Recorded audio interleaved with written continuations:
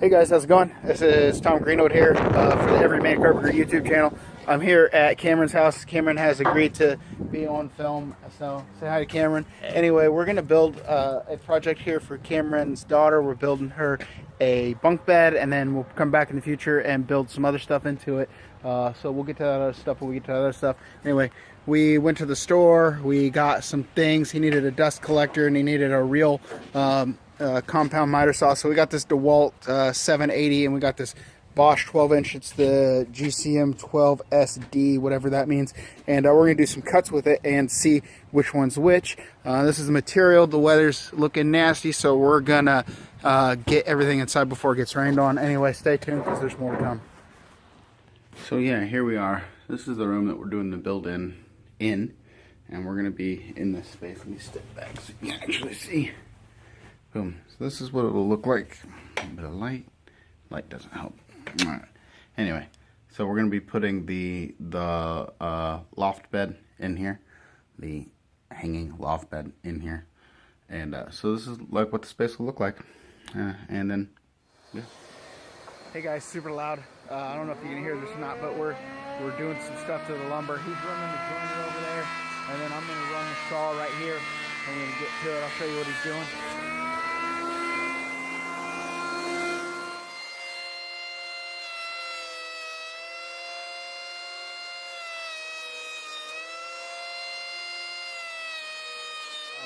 What we did is we went to the store and we got some 2x4s, 10 footers and 12 footers, and we got this piece of Douglas fir 4x4, and we came over and we used this Cameron's little tabletop joiner, and what we did is we cut the 2x4s down on the Bosch, and then we ran them through the joiner so that we got a flat face on two sides. So this is flat, and then also this side is flat. Okay, so what that allows us to do is I can run it through the table saw. This runs, because it's flat, I can put it up against the fence and it'll cut a flat curve down the length we're ripping.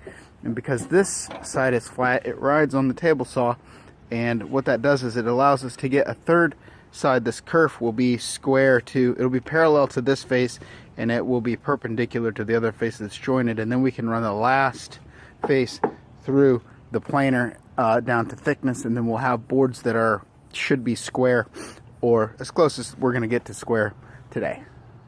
So real quick, I want to talk about just a little bit of safety stuff with a table saw, since we're going to be using one. We'll just throw it in there. This isn't a safety video or how to use a table saw. This is just some real quick stuff that I think about while I'm working. Okay, so there are 3 tools that'll kill us here. Yeah, this is one I'm trying to kill you every time it runs. The first one. So what I always think about, I talk about this with the circular saw. Same thing. This is there's like a plane that extends to infinity. I want to avoid any time of my body going over that plane. So to that end, when I'm working with a table saw, I want to be on one side or the other, because if that thing gets angry and it throws a board out, like you're working with a real cabinet saw, it'll bruise you, break ribs, smash your face. Yep. Like, bad stuff can happen. So you want to be out of the way in case it binds and kicks the wood out that way. Since the saw is turning in this direction, it pushes the wood down, but it also kicks it that way. So I tend to stay out of the way. The other thing is trying to eat my fingers if I'm not paying attention. So we use grip blocks, push sticks. Yep, blocks like this, push stick like that, stuff like that. When I don't know what the proper distance is, but there's a point where I feel like I'm too close to the blade. Whenever I don't feel comfortable with that blade, boom, whatever. I can burn a 2x4 if I don't feel comfortable. Let it burn up, kick out, whatever. We can go get another 2x4. Going to get my thumb put back on. I mean, the hospital's 100 yards away. It's still, I don't want ER is way more expensive than the 2x4. Way more. So that's like safety stuff. When I'm running a board, let's use one that I've already got down so I can push it through. So like I said, we joined 2 faces so that they would be ride flat on the table and against the fence. What I want to do is I want to take the side the face that's joined, and I want to put it against the fence, and I want to be careful about wobble. You know what I mean? So I don't want to pull it like this or push it like that because it'll kick it out, it'll bind it up, or it'll burn it.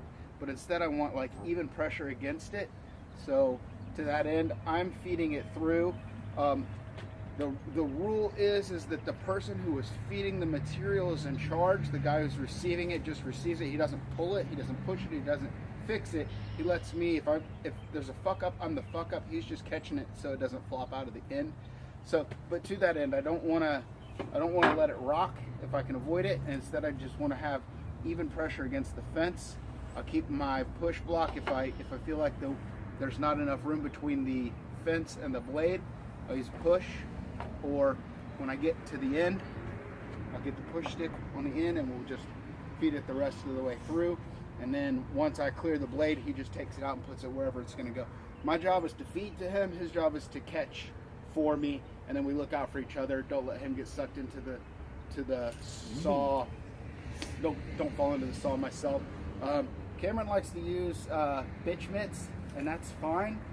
In my opinion, if you're feeding, nothing. You want bare hands, because a little piece of fabric gets caught into it, gets sucked into it. Man, it'll suck your whole arm in there, and it's a bad day real fast, real quick. So be careful with these things. They're awesome tools. They're also super dangerous and can hurt you faster than you'll know. But if you work with them safely, you can work the rest of your life and never know an injury. So be safe, be careful, use common sense. Don't put your hands anywhere near the blade. One other thing I'll talk about the blade since we were here. I ride about 1/8 of an inch above my material or so, enough that my teeth are clearing it. So yeah, a little. So there's a little bit in there. I ride maybe 1/8 of an inch high or something like that, just enough that it comes through the wood and clears it, but not so high that, like, I don't know, if we run that sucker way up and I make a stupid mistake, like that's hand action there. You know, that's how you cut a finger off instead of just that's how you cut. That's how you make 3.5 buildings a year. 3.5 buildings. I make 3.5 buildings a year. So I keep the blade just maybe running like 1/8 of an inch or so above the material. I can see it. It'll clear the wood and clear the dust. And if I have an accident, maybe I just nick myself as opposed to like lose a digit. So that's one other thing to think about. Anyway, those are just some guidelines. I could spend 30 or 40 minutes talking about the table saw and still not cover everything. So anyway, we're gonna run some stuff through.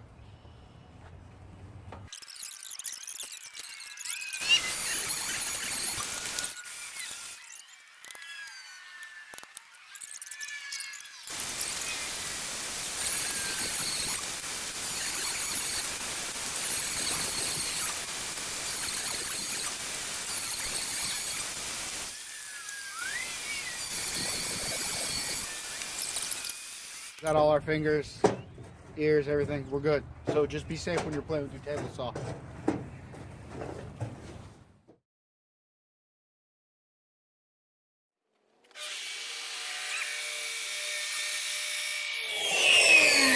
Wow. And it self-retracts. If you hold the button down, it'll just lock. And the best part is when it comes up, it locks at the top, so you can set it right back down on your material, whether it's running or not. So instead of putting a blade stop in, they built an automatic feature into it. It's not automatic. I don't initiate it and it happens. It just it's built happens. in. It's a feature. If you want, you can use the plop, plop, plop, plop, plop, plop. He said. Okay, so this is our frame, or the skeleton, right, for the bunk bed. What we're doing is we came in, we got a 4x4 on the front, and then every foot we took our boards that we made all pretty. And we use these big honking GRKs. You guys have seen me talk about GRKs. So these are like 5.5 inches. And on both ends, we have them sucked in. Those things have like 1,800 pounds of shear on them. So we're good there. And then every stud that we could hit, we got there, right there, right there. Right. And then we did the same thing with the top. But this is 6 feet tall, so that to the bottom, And then we have this one on the top, and you guys will understand when we put it all together. This is into the ceiling joist, and we're going to have a piece of plywood on the face that provides tensile strength so that this corner doesn't fall. This dead man's going to come out of the way. But we put GRKs through the front and through the back, and then we have 2 more screws on the back, and then we're going to put MDF up here. But this is like the pre-assembly, and then we'll take it, put it all together, kick the dead man out, and if we did it right, this man and this man will be able to sit right there. Go have a party. We're gonna have a party. So that's that. It's over there being like a burglar hiding in the dark. So yeah, we have the floating loft in place, right? And there's the grandma's attic and all of that. You can see there's nothing underneath it. So what we did is we ran that 2x4 all the way across, and then used the 5.5 GRKs, the super big boy GRKs up there, and then we used we have the GRKs in the back. You can't really see. There we go. You see we have it screwed to the wall. If you saw earlier when we were doing that, everything in there is screwed to the wall, screwed into the studs, and then we have that 2x4 across the top, and then we use the GRKs, the structurals. That's what we have lagged into the wall. That's a 5.5 incher. These are 3 number 10s. Shear on those is like 800 pounds. Shear on that one is 1800.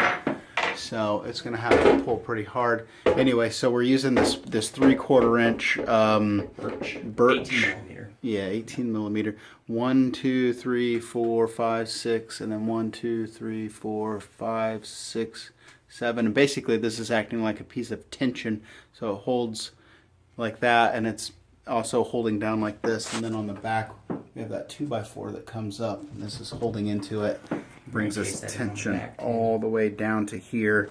We use the GRKs to hold this corner, so it's going to take a lot. Like the house will probably fall apart before anything. Certainly those 4 or 5 joists. Yeah. So anyway, it's floating because the weight is held on the studs in the back. Is holding half of the weight, and same thing over here is holding half of the weight, and then we have the rest of it is coming down to this corner.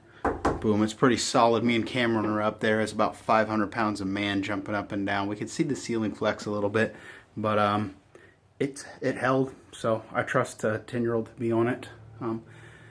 And we'll see how it holds up. Anyway, Cameron's going to come back. We'll get pictures. Hopefully when he gets it, he's going to like paint it all and caulk it and case in under all of it so it's real pretty. But we're there. What do you think? I think it's pretty awesome.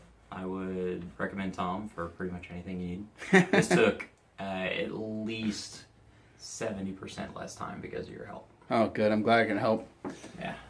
I can't wait to see it when it's done. Anyway, hope you guys enjoyed this little video that we got. Cameron, I want to say thanks for like getting some cool tools. We get to test them out. And this was fun to put together. This was a fun project, so I want to say thanks. That would be cool. Well, then we also get to come back and do shelves at some point. That's right. And probably be a desk under there and some cool stuff. So that's the stuff. Thanks for tuning in. We'll see you guys in the future. Later.